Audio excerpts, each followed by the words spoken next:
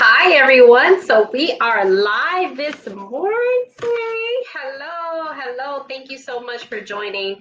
It's Saturday morning, 10 a.m. I have a 5-year-old that's like super active, so you're definitely going to hear her in the background. But I just said, hey, like it's totally okay, right? We're all definitely growing through it. So let me go ahead and begin to share my screen. So I cooked up some amazing content for you guys just to share, not only just like my love for gardening, right? But how to start your spring garden. So let me see if the screen is definitely sharing. Good. Yes, you guys can see it, and I am on the corner there. So perfectly. Let's just go ahead and get right into it. So right now, we are definitely in the approaching spring, but we are still in the winter season. So we have about 20 days or so, maybe like 17 days until spring. If you're anything like me, you definitely live in a cooler climate. I am currently in Amherst, New York, so right outside of Buffalo, and I am definitely aware and familiar with the snow. And we are still here, right? But nevertheless, the snow is definitely going to disappear eventually, but just because it's spring doesn't mean that it will be an absence of snow, right? So I totally understand how you feel, and I know where you are. But just imagine, like, look at this beautiful harvest, right? You can literally just taste it. And as I'm looking at this, my mouth is literally watering here. And your garden doesn't have to be perfect. I don't want Instagram to make you feel like, you're missing out on these big, beautiful builds. I live in an apartment, so I'm definitely accustomed to growing on top of my kitchen countertop. You can just taste these beautiful herbs. Look at this. Isn't this amazing? This is now growing on my kitchen countertop. I got the container from Target. So here we have chives, we have sage, a little bit of basil right in the corner, and you can definitely see the rosemary in the background. Here is mint. You can literally taste it. And here we have like a sensitive plant here. So basically, if you touch the plant, the leaves close. So just because you grow food doesn't necessarily mean that you cannot add really cool plants. To deter the pests and to add color and fun, interesting things. However, I would not recommend planting mint in a raised bed, but although it's in the corner there, so it should be okay, but you have to constantly watch it because mint has a particular root structure that allows it to grow and spread like crazy. But nevertheless, you can plant these wonderful herbs. If you believe that you have a black thumb, we could graduate you to a green thumb by planting things like microgreens and herbs, right? So you can just feel the soil. Just close your eyes if you're not driving. If you're driving, keep your eyes open. But just close your eyes and just imagine your hands being soaked in soil. Scientists essentially say, and they have found that soil has healing properties. And when you put your hands in the soil, it automatically alleviates stress, depression, and anxiety. Maybe you want to garden because you know what? It's been a long time and you want to get back into it. Maybe you are babysitting your grandkids and you want your grandkids to understand where food comes from. Maybe you miss your daughter and you want to begin to garden with your daughter. Maybe you have a granddaughter who's really into art and she's very, like, I don't want to say eclectic, but very unique. and you just kind of just want to find a way to connect with her. And the garden is the place to be. Maybe you miss mama, right? You miss her so much and you want to honor her by growing a garden. And again, maybe you just want to strengthen your relationship with your daughter. This is me and my mom, and we're bonding over the garden. Maybe you don't have a yard at all, right? Maybe you're like, you know what?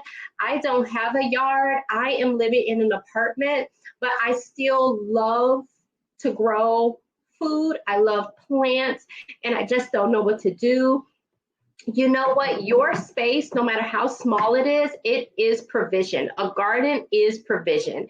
Even if it is on a countertop, it is still qualifies as provision, right? So what God has called us to do is what we do with that provision that makes it really special. So if you're anything like me, you're growing on a small deck that has tons of shade. So do not feel sad about that. Do not feel depressed, because this garden is growing right underneath the tree with lots of shade. And as you can see, there's some zinnias there. They're in grow bags, right? So you can move them. There's a pepper back there, lots of kale, definitely some collards. You can definitely merge plants that you eat, and annuals like petunias. So the petunias will definitely attract the good bugs, and we will definitely talk about that a little later on in this master class. But I used to think that, you know, flowers that you can't eat and food that you can eat, or plants that you can't eat, have to be separate. And that is not only further from the truth, but including flowers like petunias will definitely save your garden.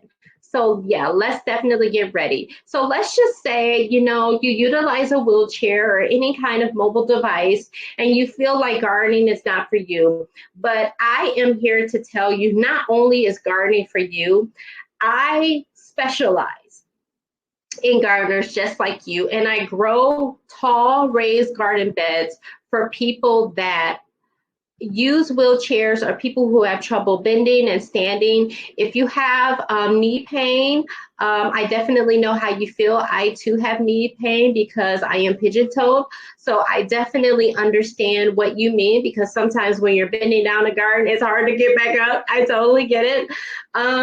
So you can also grow vertically as well, and we'll talk definitely a little bit about that. You could definitely use trellises, obelisks. There's so many different things that you can use if you want to support those climbers like green beans here.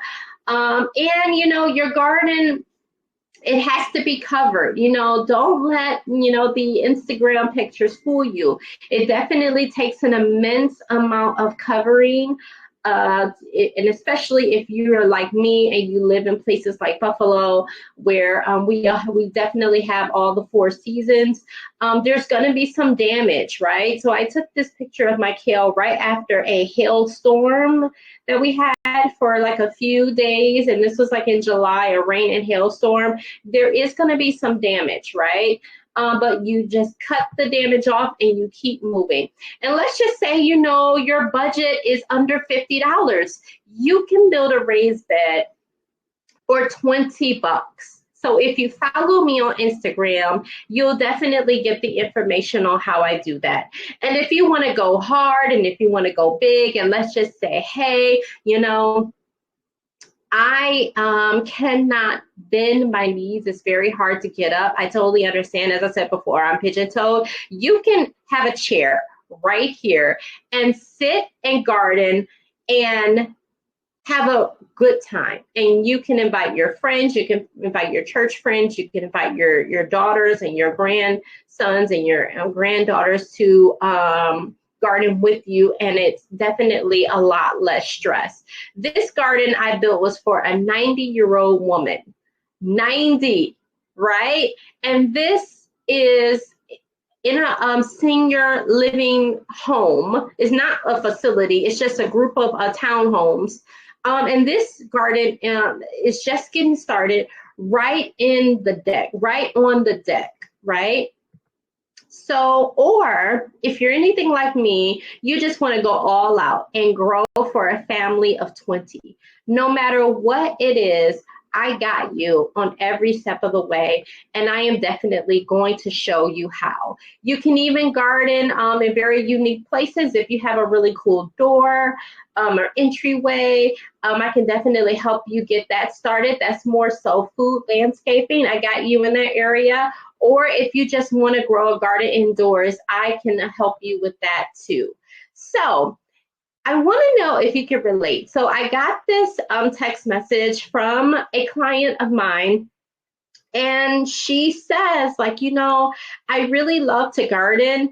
I like the idea, but hey, I don't feel like putting in all this work. This work is just way too much. The bugs and the heat, it's all just too much. So can you relate to this? Can you relate? I definitely can relate. So you've been thinking about growing a garden, but without all the dirt, the heat, the stress, the excessive work, and maybe you work 2 jobs and you just don't have the time to babysit a garden. Well, you've definitely come to the right place, because I'm definitely going to help you start growing for spring. Here are just a few of the many testimonies from women that I have helped over the past 4 years. Helping them to start their garden with my courses and my content and my books. So you're definitely in the right place. So the objective of this workshop is to introduce you to spring gardening and to get your gardening going, especially if you are a busy woman. So here are my 7 secrets to starting your spring garden and starting it the easy way. So first, you have to understand your what, your why, and how much time you want to spend. Picking the right seasons for you to grow, the easy soil blend that will protect your plants, and just the raised bed gardening structures that I just showed you, the gardening types, and definitely the easiest plants to grow. So we'll start from the easiest to the hardest, and just how to not only harvest your plants, but how to profit off of them, and to share your garden. And when you begin to share your garden, you begin to grow in authority, and people in your community will, and your church brothers and sisters, and anyone who you are in contact with will see you as an authority figure. So these are my 7 steps, and we're going to go through all of them. So if you stay throughout this entire presentation, you will definitely get some really good goodies in the end. So I'm really excited to share that with you. So let's just go over like the definition of just a kitchen garden. So you probably heard this term. So back in the wartime, World War II and World War I as well. So victory gardens were the thing, and the United States government gave out subsidies to grow your garden, to provide relief, so that the institution or the government could spend majority of its resources on the war, right? So more resources going to the war. So they also gave a lot of incentives for people to grow their own food.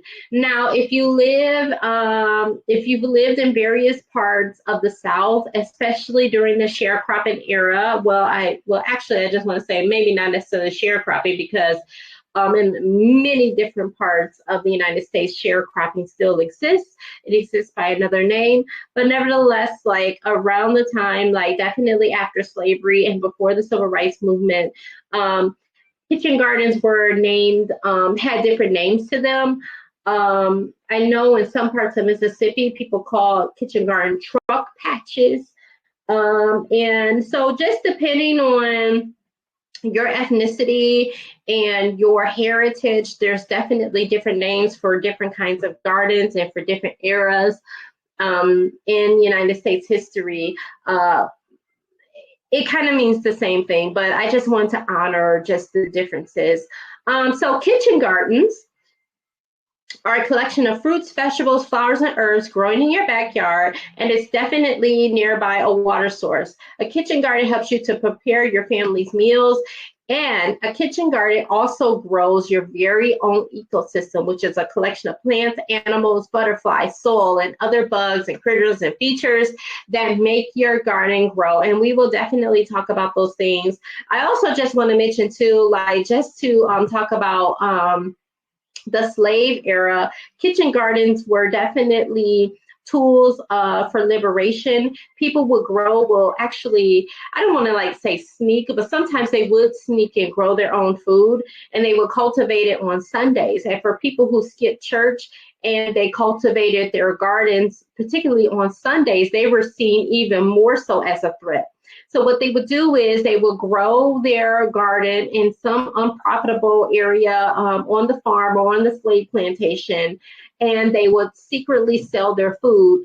And there were actually stories where people would actually raise their money from the food that they grow and to either buy themselves out of slavery or buy their loved ones out of slavery, or even they would escape. So kitchen gardens does have a revolutionary bent to it, depending on who you are and your heritage. So first off, you want to know what, why, and how much time you want to spend. So you need to think about your why. So why is it that you want to garden, right? So are you going to garden just for juices, for healing from a particular illness? Would you like a soft life? Would you like your very own pharmacy, which would include medicinal plants like garlic, the mint family? If you have a cold, you can definitely start brewing some tea. As soon as you get the tickle in your throat, then you'll just consume a particular amount of herbs. I definitely have a book that can show you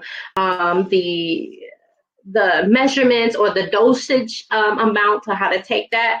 Or if you want it as an incentive to drink more water, or if you want to increase sisterhood, and if you want to learn.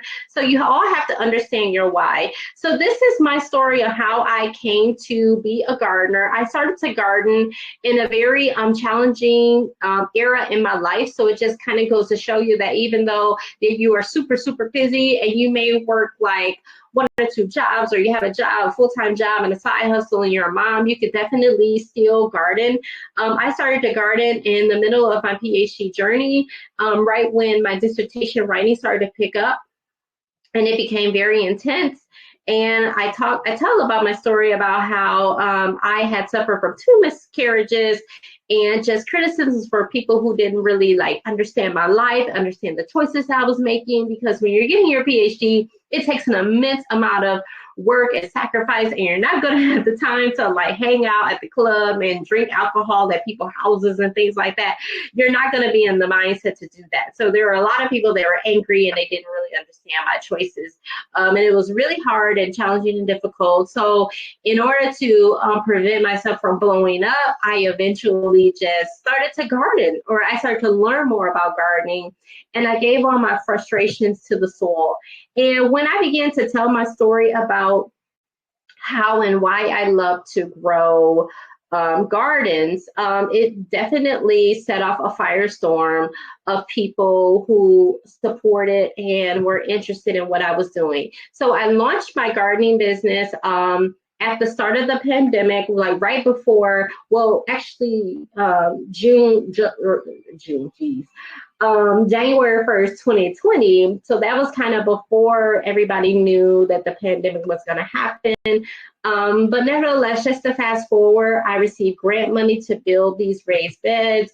I built all kinds of gardens in 2022. And a lot of these gardens, like I said before, are in apartment complexes. Yep, and this is on a condo, on a deck. And here's another one and another one. And then, yeah, so these are more of like the bigger structures. Then I began to teach about gardening, and I began to teach college students about gardening. And yeah, so I began to connect college students with urban farmers in the city. I was even featured on the news. And then I also had made connections with urban farms across the city. I had so many clients asking for raised beds. I was booked to the max. It landed me in the hospital. Now, I would never I would never recommend that you work that hard, but nevertheless, I worked really hard. I was even nominated for a prestigious award in the city. I was even featured on blogs. And even my courses and my workshops were featured in the local newspaper. I then began to travel the world with my gardening earnings. So you may say, like, who is this woman? Well, my name is Carla Patton. I've created a gardening company called The Harvest Doctor. And I have created so many women who then became authority figures in gardening as well. I have built and installed over 50 raised garden beds in 4 years, so I'm really excited to get to 100. So my work at the university includes connecting college students to urban farms, and actually right now I work at a new institution, which I love so much, and I am actually a teacher coach, and I help residents in their first year of teaching, and I absolutely love my job. And I also worked as a consultant to urban farms, helping them to scale their harvest.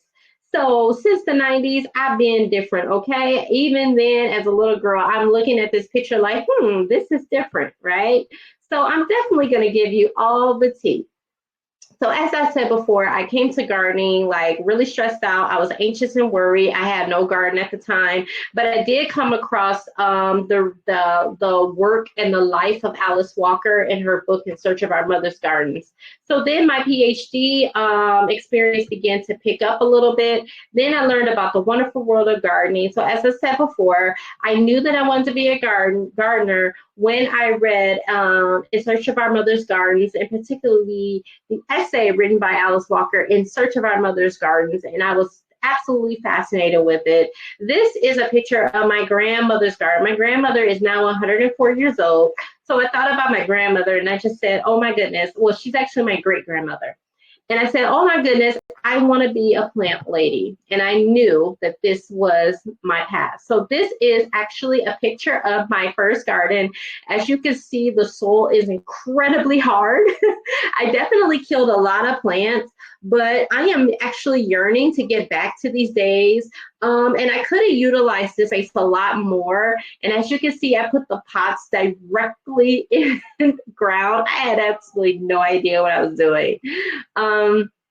And this is my herb garden here, the herb part of my garden. And what I should have did was I should have included a lot more flowers and pollinators, but nevertheless, this was my first garden. So you may say, how did I go from this anxious PhD student to like just this crazy, whimsical, I don't want to say crazy, but this whimsical plant lady? But I put in the time. So you have to think about for your garden, how much time you want to spend. So here is the breakdown of the time. So if you're like, you know what, I am like so super busy, you can literally grow microgreens and then they will be ready for harvest within like 10 to 15 days, right? Or if you want a kitchen garden, something that is outside of your deck or in your backyard, that takes about 1 to 3 hours per week. And if you want a homestead, like what I just showed you, from my old garden, the big one that was like a 25 by 30, you're definitely going to be spending more money there. So first off, I would begin to think about like, what is it that your family loves to eat that would make your food be more gourmet-like? So I would definitely focus on that. So my favorite plants, or my family's favorite plants, tend to be spinach, collard, green beans, and tomatoes and herbs. So these are the foods that make our garden, or yes, make our diets much more richer. And we grow a garden based off of what is it that we eat. So you can think about it like that, or you can think about it like, what is it that your family likes to eat? And then you plant a lot of that, and then you do like your rotating crops. So that's like something that you may eat once a week or like once every other week. So make a list, think about what is it that what foods that you want to harvest from your garden, what are your favorite meals to prepare, and what are the fresh ingredients that can make your dishes feel more gourmet-like. So I would definitely start there, and that could alleviate the long laundry list that you may have for your spring garden. So one of the most important things I want to mention are the seasons. So first off, you have to think about the temperature, right? So I'm not going to go through all 4 seasons just yet. I just want to start with the spring season because this is what this workshop is all about, but it's very critical to look at the temperatures. So the first thing that you're going to think about is look at the plant hardiness zones. In my opinion, I would absolutely ignore this map. All you have to do is record the temperature for the highs of lows of each month. And the reason why I will ignore this map is because this map is for farmers and it's not for gardeners, right? This map is for farmers and not for gardeners, so ignore this. So again, like I said before, just record the ups and downs of each month, the temperature highs and temperature lows of each month, and then you should definitely be good to go. And then I will plan out the plants that can handle the said temperature. So so my easiest seasons to grow tend to be, I would definitely say, definitely fall, late summer, late winter, early spring, and early summer. Now, when you're in the thick of it, in the thick of summer, I would definitely take a break and start preparing for your fall and winter garden here. So again, like I said before, the first frost and last frost dates are really super important, but here's a particular way you can get around it or start thinking more like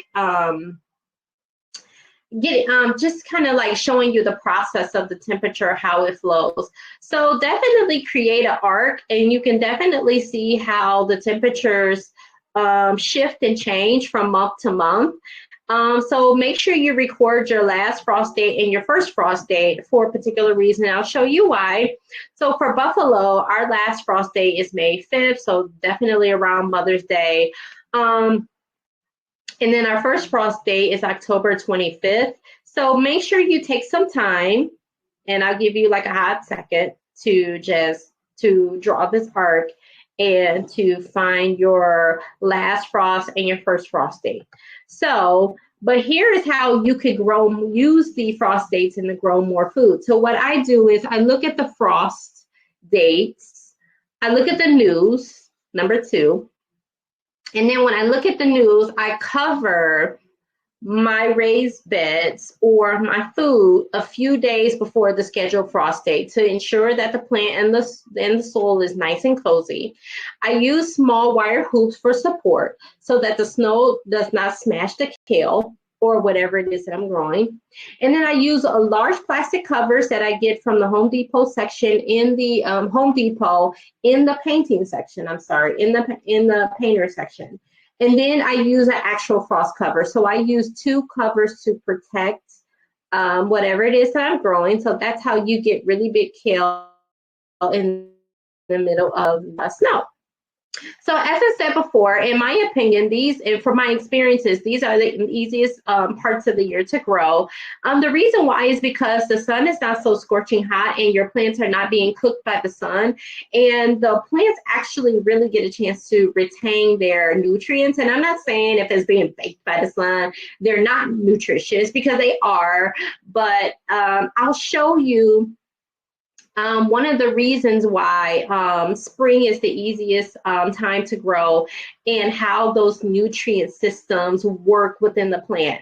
So gardening is a $125 billion industry. So do not allow the stores to trick you, because they'll make you think that, when August rolls around, no one's gardening anymore. And that's definitely further from the case. And they can make you think that because a lot of the plants are gone. A lot of the things that to take care of the garden is gone. And a lot of things are on sale. Definitely a lot of things are on sale. So that's definitely a good time to, to get things because they're cheaper. But nevertheless, the cool seasons are definitely the best time to grow. Okay, so consider the carrot family. The longer the carrots remain in cold soil, the more starches are transformed into sugar. So actually your food will taste a lot better. And this is definitely the same thing with the collard family as well. Also, herbs are really good for the cool seasons. So herbs thrive in cooler climates due to their adaptability. A lot of them are perennials, with the exception of basil. And they produce a particular compound that can fight against cold. So herbs, especially herbs from the mint family like sage can definitely thrive in the cooler months. And parsley as well. And as you can see, this is snow, and this parsley is still nice and crisp. And here's lavender that is planted right next to parsley here. So these are all members of the mint family, and we're definitely going to go over this in a little bit later. So now you have, so I wanted to conclude by saying that oftentimes the cool seasons are usually the best times to grow, especially if you're the type of person that doesn't want to grow a garden in the long, hot summer. All right, so let's get into the soil blend. So let's just go ahead and get into it. So I use several things for my soil blend. I use potting soil, I use compost, I use sand or green sand, not clay sand. I use earthworm casings. And if I'm using blood meal or fish emulsions, I will mix that in the soil if I'm growing leafy green vegetables. A lot of times I won't use bone meal. Sometimes with these fertilizers, you have to be really careful when you're using them because plants, they get their food from a process called photosynthesis, right? So you can use the fish emulsions, you can use the blood meal and the bone meal. I would just say, if you use potting soil, compost, green sand, and earthworm casings, your garden will definitely grow without these things. And the reason being is because it has everything that it needs to definitely grow. Including potting soil, you can also use indoor potting soil for I would say for the first inch or two of your bed. So if you're filling your bed, make sure the indoor potting soil is the last thing that you put on there.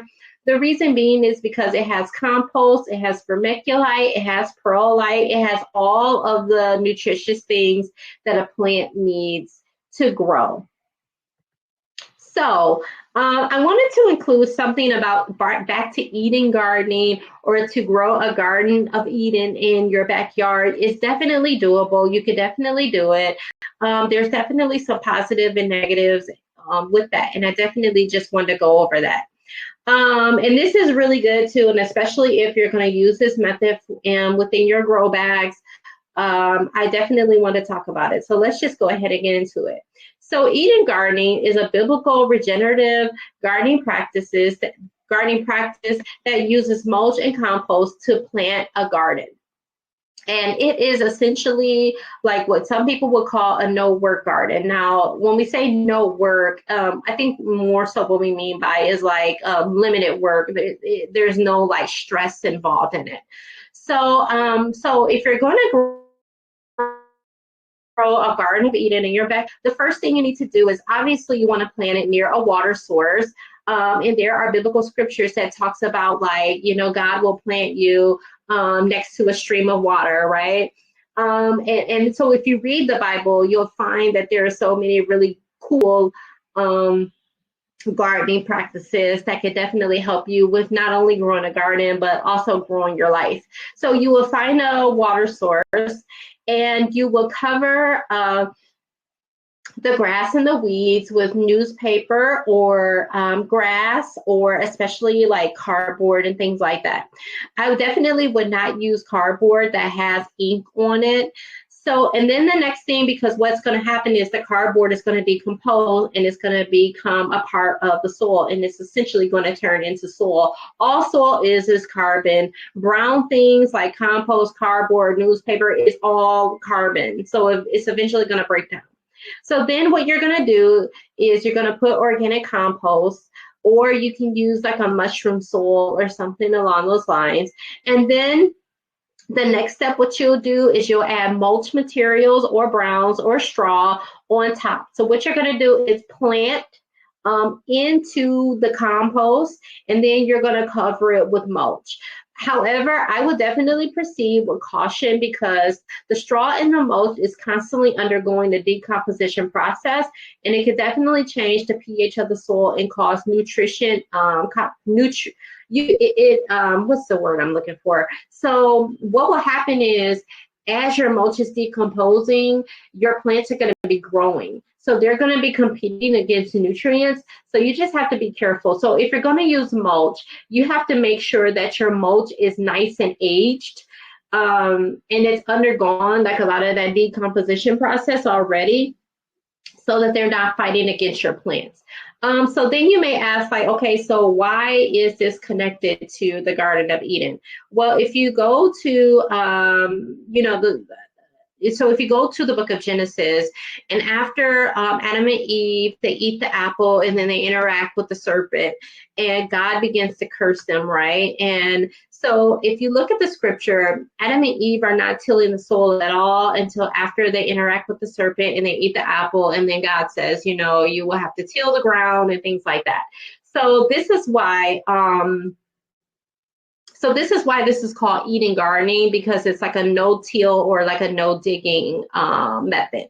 But you can definitely use this definitely in your grow bags, except you won't be using cardboard.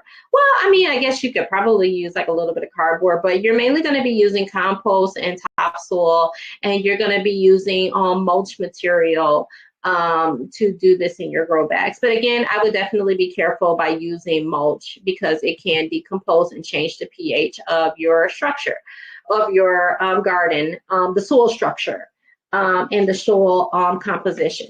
All right, so now let's just go ahead and get into it. We're going to get into the raised beds. So before you begin to think about the type of garden that you want, you definitely want to look for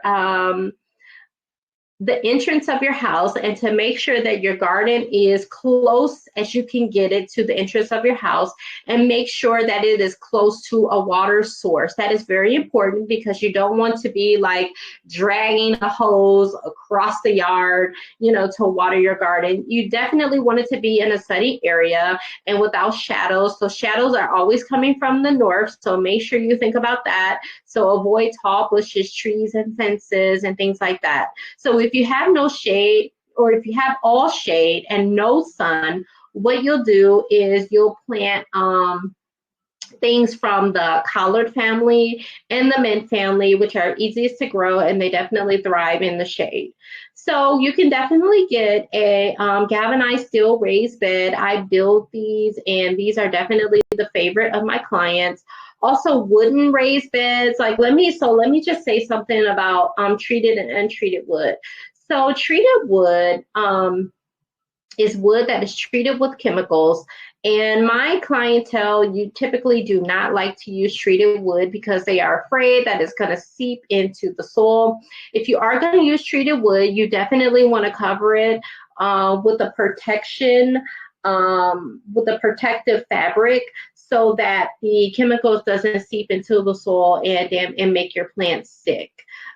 If you're going to grow a garden like this, you definitely don't want to make sure that it's 3 feet or taller, because it's going to be, if you're going to, then I would just focus on more so like leafy green vegetables. But if you want to grow taller plants like tomatoes and peppers, then I would definitely not make it 3 feet. So 3 feet may be good, like if you want to do microgreens, if you want to do like spinach, and maybe even definitely like the root vegetables, but 3 feet essentially is definitely too tall.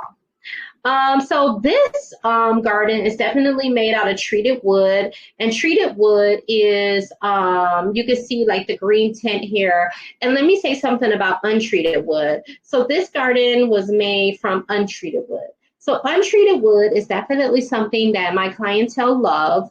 But it does not last as long. You can treat it on your own. You'll just have to buy a separate, container, and then just kind of like brush the protected solution over the wood. I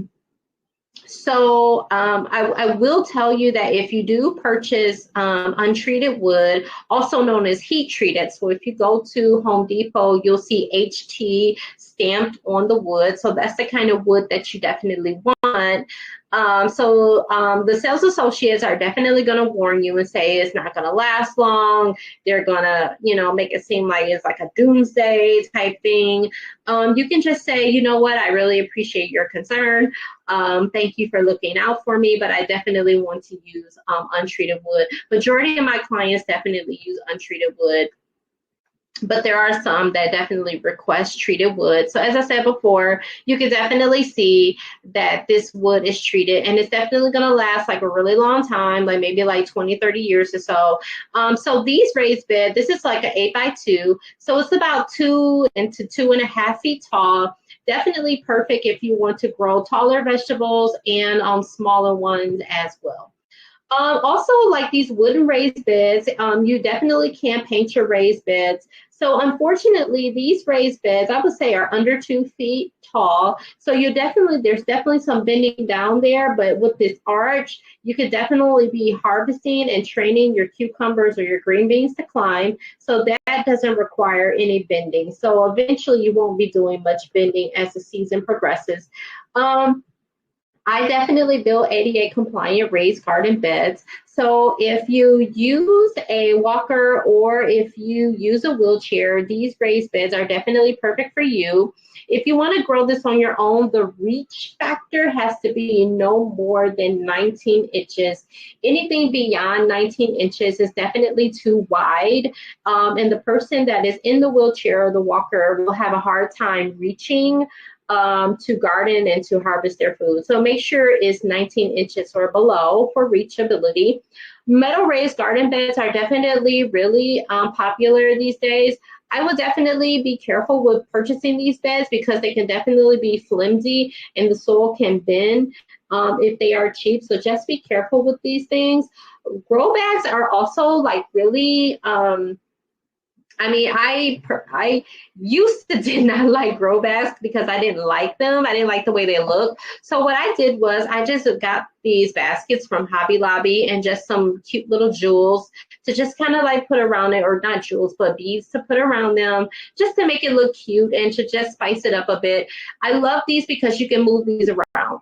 If they're in a shady area, you can automatically move them into a sunny area. They're very porous. They allow drainage, they allow air to get into it. So plants grow really perfect in grow bags, and these are perfect for apartment dwellers.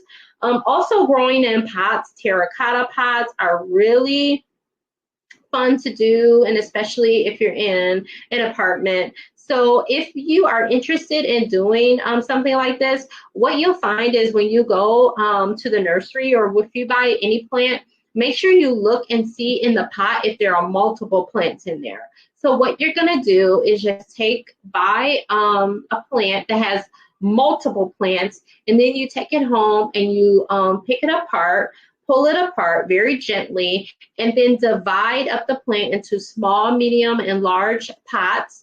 And then you will have this layered effect look, and you won't be spending so much money on your plant. So this is definitely the process that I just mentioned to you before. Again, like I said before, all you do is just buy a big plant and then just divide it up into smaller plants and then repot them and then put them in multiple pots and then create this layered look, right? So then you have your indoor plant jungle. So especially if you're living in an apartment, this is definitely useful for you. So it's just basically an overview of all of the plant structures for divas, okay, plant divas. So here you have it, a very nice, beautiful conclusion, right? So let's go over the easiest plants to grow and what to plant right now. So you can definitely start with the carrot family. So as you know, and whenever I talk about these plants, I always start with the idea of the particular plant belonging to a family. And this makes it very easy to remember, especially when you're talking about plant companions. And we're not going to necessarily talk about that, but if you keep coming to my webinars, I'll definitely go over like and if you're paying attention to my Instagram page, I will definitely talk about plant companions and plant combatants as well. But right now, just for the sake of spring, before you begin to plant, I definitely want to go over this. So the carrot family includes celery, dill, and parsley, right? So these are all really easy plants to grow. You can also plant things from the spinach family right now, which includes beets, chard, and spinach as well. So the collard family is definitely a winner for the spring season. Obviously, my favorite, collard greens, cabbage, broccoli, Brussels sprouts, radishes, right? So these are all really cool, loving plants, and they love nitrogen, right? The onion family is also a winner. For the spring season as well. The lettuce family, definitely winners. You can definitely begin to plant these in the spring as well. Obviously, the mint family, I can't get enough of. Your mint, your sage, your thyme, your oregano, your rosemary, lavender, these are all perennials except basil, and they all love cool climates. Excuse me. I would say except for basil. Basil is definitely a crop. Not only is it an annual, as I said before, but it's also a warm, loving crop. So I would definitely wait a little bit until like the frost is over to start planting basil. So here is what you can sow now. So here are the seeds that you can sow directly into the ground as soon as the ground is workable. So definitely I'll give you a moment to take a picture of this. All right, and I would definitely post this on my Instagram page, so definitely stay tuned for that and DM me if you have any questions about what to sow right now. All right, so we're gonna move over into like the more harder, well, pepper is easy to grow. Pepper is easy to grow. Definitely if you live in the southern parts of the United States, you can definitely start these like ASAP, right? And tomatoes, again, right now, like in places in Arizona, tomatoes are definitely thriving. If you are working several jobs and you just don't, or maybe you have a full-time job and you have a side hustle, or you have a full-time job and you have like kids at home and you don't really have the time to babysit a garden because you're already babysitting so many other things and projects and things. So I would definitely grow determinate tomatoes, which means is that the tomato grows and grows and grows, and then it bears fruits all at once, and then you're done. But if you want to continual harvest, definitely purchase indeterminate tomatoes because they're going to set fruit throughout the entire season. So all my gardeners in Arizona, I see you all out there definitely getting it cracking with the tomatoes. The tomatoes are definitely thriving this season. Also, the cucumber family is a really favorite family of mine. So cucumbers and pumpkins belong in the same family. So this family definitely loves warm weather and fluffy soil. So if you're living in places like Arizona and Texas, cucumbers are definitely the thing right now. So, but we're talking about spring, right? So there's so many other plants that we can definitely grow. All you have to do is just refer back to the Grow Now piece and the Grow Now slide. And that definitely shows you like some of the things that you can start right now. So one of the biggest things in a garden, and this is definitely a step that you definitely don't want to skip, you want to include pollinators in your garden. Pollinators do not have to be separate from your vegetable garden. They need to be included and they need to become a part of your garden. So when you grow pollinators, it definitely keeps away all of these pests that I am mentioning here. And there's quite a few more pests, but I only want to go over a few that I've seen in my garden from time and time again, from the cucumber beetles to the cutworms to the aphids, the flea beetles, the stink bugs, cabbage worms, slugs and snails, right? Leaf miners, the Japanese bean beetle. I see these, I battle these all the time. So if you plant pollinators, there are plants, that will lure the good bugs into your garden. right? So all the good bugs are going to love and be drawn to your coneflowers, your lavenders, and your zinnias. So what's going to happen is the good bugs are going to eat these, right? So we're going to set a trap, right, for these cucumber beetles and for your cabbage worms and your slugs and snails. We're going to set up a trap for them by planting the things that they love, and then we're going to plant pollinators, and then the good bugs are going to eat this. They're going to get eaten up. All right. So here are just a few of my favorites. I love lavender. I love zinnias. I love bee balm and fuchsias, and I love coneflowers. And coneflower is an herb.